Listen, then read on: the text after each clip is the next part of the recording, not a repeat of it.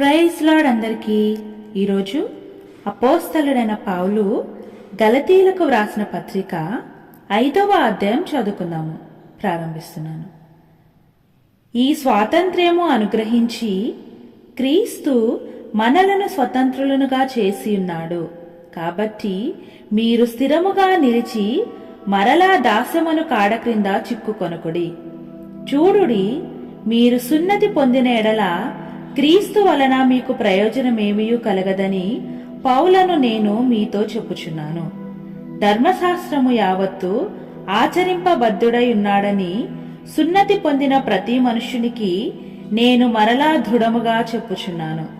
మీలో ధర్మశాస్త్రము వలన నీతిమంతులని తీర్చబడువారెవరో వారు క్రీస్తులో నుండి బొత్తిగా వేరు చేయబడి ఉన్నారు, కృపలో నుండి తొలగిపోయి ఉన్నారు. ఏలైనగా మనము విశ్వాసము గలవారమై నీతి కలుగునను నిరీక్షణ సఫలమగునని ఆత్మ ద్వారా ఎదురుచూచుచున్నాము. యేసు క్రీస్తు నందుండు వారికి సున్నతి పొందుటయందేమీ లేదు, పొందకపోవుటయందేమీ లేదు గాని ప్రేమ వలన కార్యసాధకమగు విశ్వాసమే ప్రయోజనకరమగును.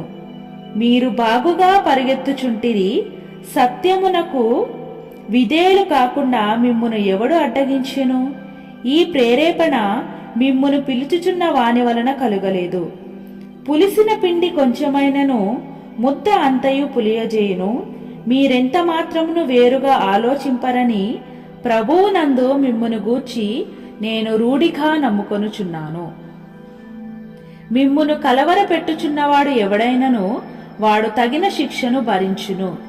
సహోదరులారా, సున్నతి పొందవలనని నేనింకను ప్రకటించుచున్న ఎడల ఇప్పటికిని హింసింపబడనేలా? ఆ పక్షమున శిలువ విషయమైన అభ్యంతరము తీసివేయబడును గదా. మిమ్మును కలవరపెట్టువారు తమ్మును తాము ఛేదించుకొనుట మేలు. సహోదరులారా, మీరు స్వతంత్రులుగా ఉండుటకు పిలువబడితిరి. అయితే ఒక మాట, ఆ స్వాతంత్ర్యమును శారీర క్రియలకు హేతువు చేసుకొనక ప్రేమ కలిగిన వారై ఒకనికొకడు దాసులై ఉండుడి. ధర్మశాస్త్రమంతయు నిన్ను వలె నీ పొరుగువానిని ప్రేమించుము అను ఒక్క మాటలో సంపూర్ణమై ఉన్నది. అయితే మీరు ఒకనినొకడు కరచుకొని భక్షించిన ఎడల మీరు ఒకని వలన ఒకడు బొత్తిగా నశించిపోదురేమో చూచుకొని. నేను చెప్పునదేమనగా, ఆత్మానుసారంగా నడుచుకొనిడి, అప్పుడు మీరు శరీరేచ్ఛను నెరవేర్చరు. శరీరము ఆత్మకును, ఆత్మ శరీరమునకు విరోధముగా అపేక్షించును. ఇవి ఒకదానికొకటి వ్యతిరేకముగా ఉన్నవి కనుక మీరేవి చేయ నిశ్చయింతురో వాటిని చేయకుందురు. మీరు ఆత్మచేత నడిపింపబడిన ఎడల ధర్మశాస్త్రమునకు లోనైన వారు కారు. శరీర కార్యములు స్పష్టమై ఉన్నవి.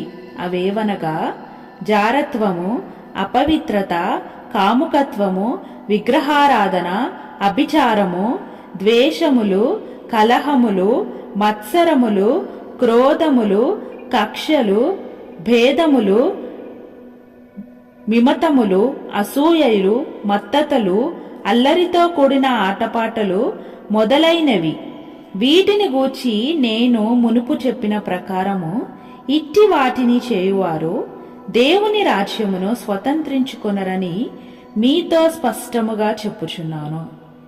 అయితే ఆత్మఫలమేమనగా ప్రేమ, సంతోషము, సమాధానము, దీర్ఘశాంతము, దయూలత్వము, మంచితనము, విశ్వాసము, సాత్వికము, ఆశా నిగ్రహము. ఇట్టి వాటికి విరోధమైన నియమమేదియూ లేదు. క్రీస్తు యేసు సంబంధులు శరీరమును దాని ఇచ్ఛలతోనూ దురాశలతోనూ సిలువ వేసి ఉన్నారు. మనము ఆత్మననుసరించి జీవించు వారమైతిమా, ఆత్మను అనుసరించి క్రమముగా నడుచుకొందుము. ఒకరినొకరు వివాదమునకు రేపకయు, ఒకరియందొకరము అసూయ పడకయు, వృధాగా అతిశయపడకయు ఉందుము. ఆమేన్. ప్రభువైన యేసుక్రీస్తు వారు ఈ వాక్యమును మన జీవితాల్లో నెరవేర్చునుగాక. ఆమేన్.